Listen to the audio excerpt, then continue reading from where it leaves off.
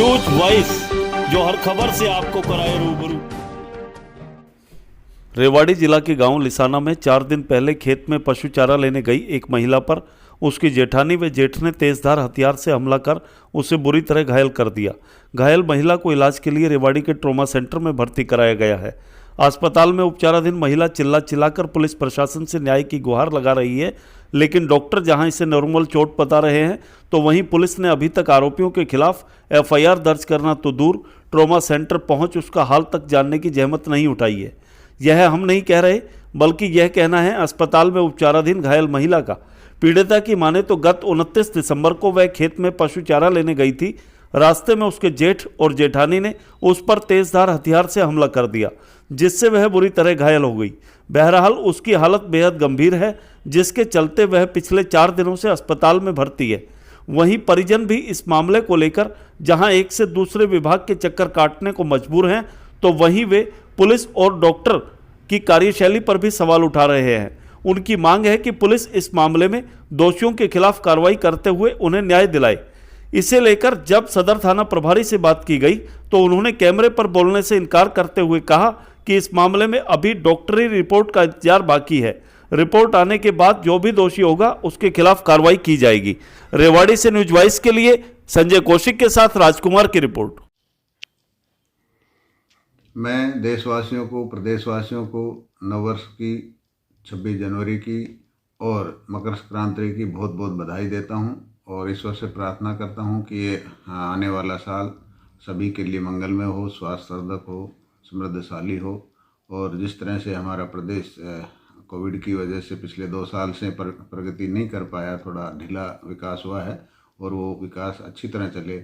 और ये जो हमारा कोविड-19 की वजह से 2 साल खराब हो गए, मैं प्रभु से प्रार्थना करता हूं कि ये जो कोविड की जो महामारी पूरे विश्व में चल रही है, हमारे हरियाणा प्रदेश में और देश के अंदर भी ना आए, तो हमारा विकास भी अच्छा होगा और हमारा जो हमारी इकोनॉमी है वो भी अच्छी चलेगी।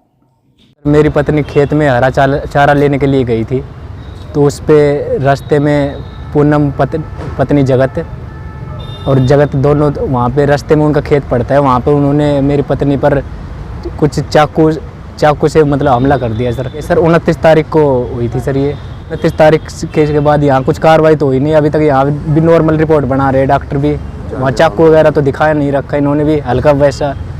यहाँ छाती पे यहाँ टाँके लगे हुए हैं सर, पूरा यहाँ फटी पड़ी है, यहाँ से भी पैरों पे भी 4 जगह। वो सर हमारी तो कुछ वैसे थी भी नहीं। वो इसने सर ऑनलाइन एफआईआर हुई थी, उसके बाद कुछ कार्रवाई नहीं हुई सर। ऑनलाइन जैसे यहाँ ट्रामा सेंटर में आते हैं ना, तो यहाँ से कटती है। अभी सर वैसे तो गंभीर है वैसे तो, पर पुलिस के पास जाते वो बोलते हैं कि डॉक्टर की रिपोर्ट आएगी, उसी के अनुसार हम अपनी कार्रवाई करेंगे। डॉक्टर बोल रहे हैं हमने भेज दी है। ये है कि जो एक्चुअल रिपोर्ट होती है ना, वो ही उसी के हिसाब से होना चाहिए। उन्होंने तो कुछ जैसे नॉर्मल चोटें दिखाई है उन्होंने, तो जो एक्चुअल वहाँ से अंदर सीरियस इतना है तो उससे उठा ही नहीं जाता सर।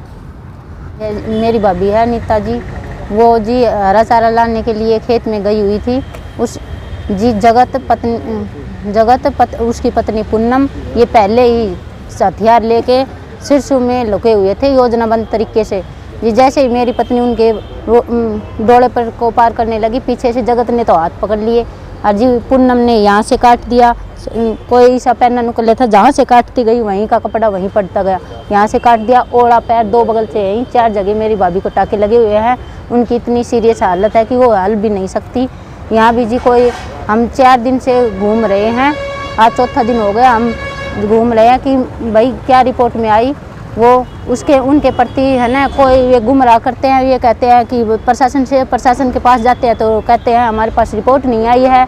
फिर हम कहते हैं जी हमारी रिपोर्ट दिखा दो, आपने अब तक की क्या कार्रवाई की। जो वो उसके पति और उसके वे अरेस्ट भी नहीं किए गए हैं। वे फिर मेरी जिनके गैलन बन हुई है उनके घर भी पत्थरों से फेंक रहे हैं। उनके घर से हमारी ताई का आना जाना, मतलब उनके आगे से कूड़ा लेके जाती है, वो फिर उनको रोकते हैं, उनकी बच्चियों के साथ फिर मारपीट करते हैं और उनके खिलाफ कोई कार्रवाई नहीं हो रही। जी हम डॉक्टर से मिलते हैं तो डॉक्टर कहता है कि हमने रिपोर्ट भेज दी है, हम वहाँ जाते हैं, प्रशासन कहता है हमारे पास रिपोर्ट नहीं है। फिर जी हम वहाँ जाते हैं, जो पीओ में रवा है उसके पास जाते हैं अपनी एप्लीकेशन लेकर, वो उनका प्रशासन के पास जाओ। हमें 2 दिन हो लिया धक्के खाते हुए। हम कभी प्रशासन के पास जाते हैं, कभी पीओ में के जाते हैं। पीओ में कहते हैं प्रशासन करेगा, प्रशासन नु मांग है जी पूनम और उसका पति जगत के खिलाफ 3 सख्त कार्रवाई हो, उन्हें सख्त दूसरी गुनाह करने से पहले गिरफ्तार किया जाए। और जी मैं खेत में गई थी चारा लाने के लिए, तो डोड़े को मेरे खेत से 2 किले पीछे ही वो डोड़े के ऊपर बैठी थी और उसका पति सिरसों में लुक रहा था। तो उसके पति ने पीछे से आन के मेरे हाथ पकड़ लिए और औरत ने चाकू से मेरा पेट काट दिया 2 जगह से, और 2 जगह से मेरी पैर काट दिए। और फिर मेरा देवर खाद छिड़कने के लिए गया था, तो मैंने उन्हें देखा तो आवाज़ लगाई।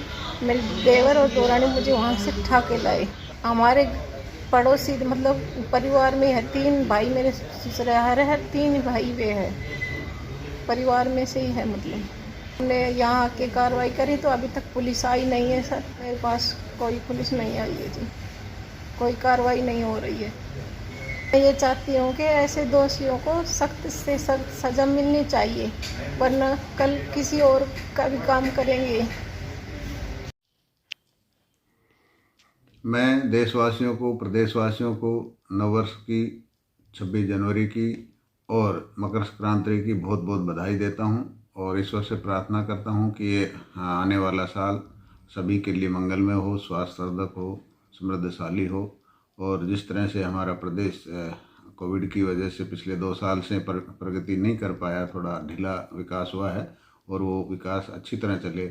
और ये जो हमारा कोविड-19 की वजह से 2 साल खराब हो गए, मैं प्रभु से प्रार्थना करता हूँ कि ये जो कोविड की जो महामारी पूरे विश्व में चल रही है, हमारे हरियाणा प्रदेश में और देश के अंदर भी ना आए, तो हमारा विकास भी अच्छा होगा और हमारा जो हमारी इकोनॉमी है वो भी अच्छी चलेगी।